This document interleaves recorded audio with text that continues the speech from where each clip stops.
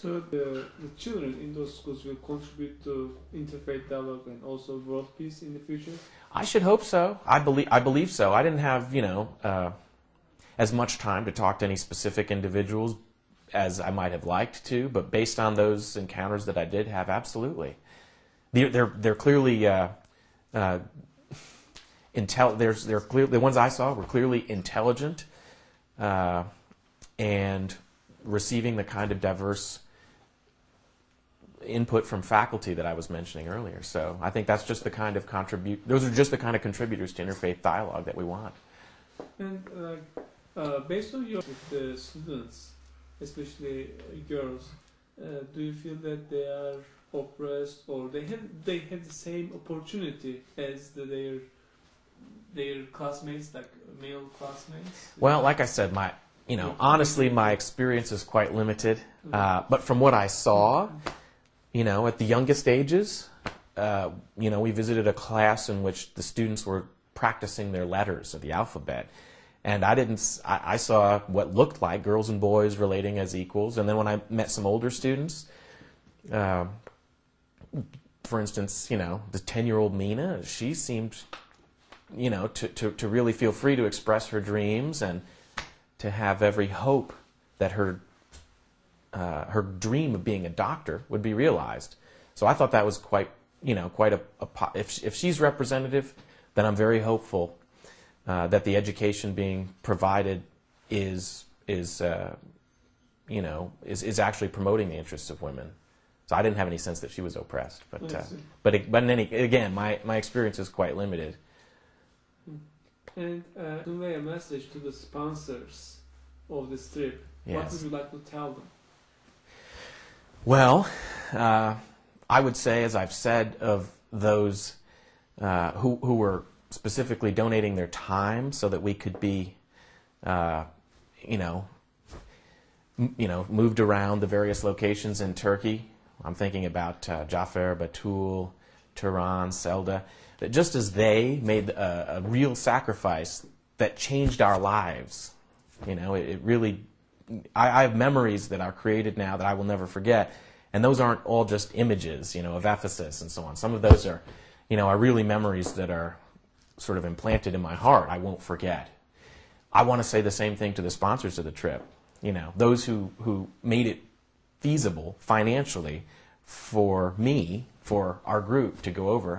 I speak for myself, but I know I also speak for most of the people in my group at least. I think everyone.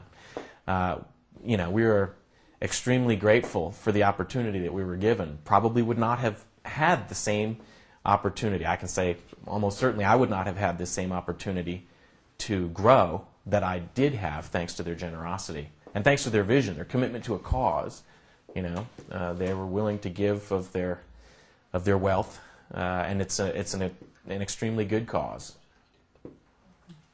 And what did you first hear Ezan, call to prayer, in Turkey? What's your feeling?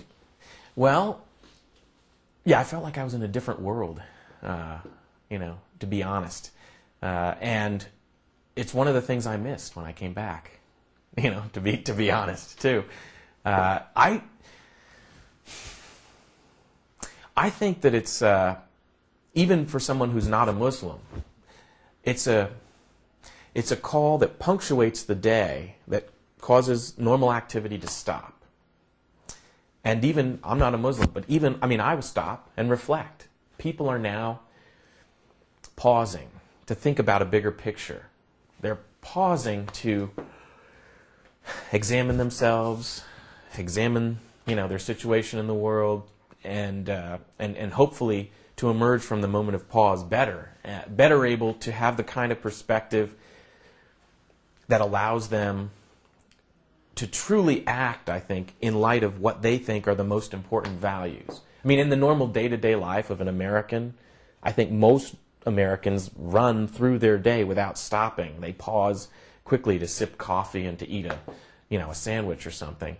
But to really stop, to reflect, to pray 5 times a day, or however many times you happen to pause and do so, it's got to be quite healthy. I sure enjoyed it when I was there, Just the sound, even if it turned out we were listening to a guide describe, a little bit of history here or there.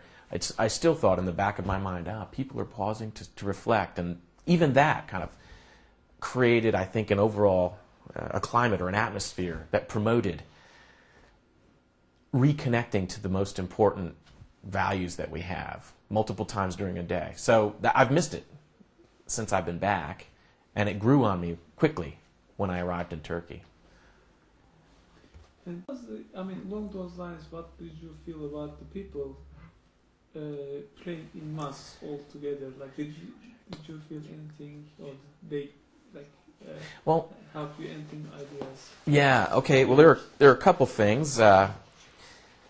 For myself, I thought it was most interesting to experience men alone approaching the front. And so I don't know that I quite got used to that. On the other hand, to the extent that I did get used to that, separation between the sexes, in the mosque, I will say that there were a number of times when I was glad to have been conducted into the back by our guides. I guess they got special permission so that we could enter during prayer, and to kind of sit quietly, meditatively during the prayers. I don't understand I didn't understand the language, but there was a certain kind of peace that I experienced that I will say I experienced especially in Istanbul, in the Fethi Mosque. There was a time which I don't think that was actually on the agenda, but we were able to twist Ibrahim, another one of the guides, we were able to twist his arm and get him to take us over to the mosque. And we arrived just in time for prayer, and he got permission for us to go in, I guess. And so we went in, and it was a mosque at which they didn't have the railing up, and we were able to just get a little bit closer, not disrespectfully so, but I guess I don't think they were used to observers, visitors, to the extent that the other mosques we had been in were prepared for the visitor. And so at that mosque, I don't know exactly, I can't explain for what reasons, but I had one of the most meaningful sort of prayer meditation experiences that I had had in some time. And I was a little surprised, by that. So that right there is a time, that moment of prayer and meditation in the Fethi Mosque in Istanbul is one that I won't forget. I mean, it's a beautiful setting. There are people all prostrating themselves, engaged in corporate prayer and then engaged in personal prayer. It was really conducive to meditation and prayer in me. So I appreciated that community experience to the extent that I was able to take part in that communal activity. And is there anything that you want to share with us? Questions? Well, you've sort of plumbed to some depth, I guess, already. Overall, I'm very grateful to our guides. I'm very grateful to the financial sponsors. I'm very grateful to people like Orhan Osman and yourself, who, if you will, provide the infrastructure that makes it possible for this organization to do its work. And beyond that, I'm grateful to have had the glimpse of the past that I had, and also the way in which that past, if I fully appreciate it, it helps me see my connection to people across the world in the present, that we share in many ways a common past, and that common past seems really to ground a lot of our common values. We have our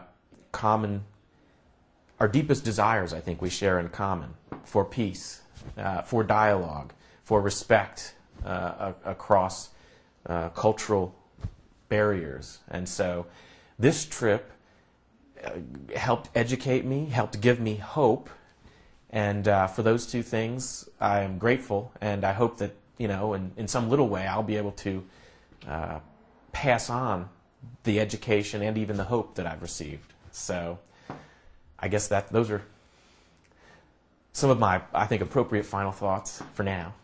The dialogue, of course, continues, though. So, thank you very much. Oh, you bet.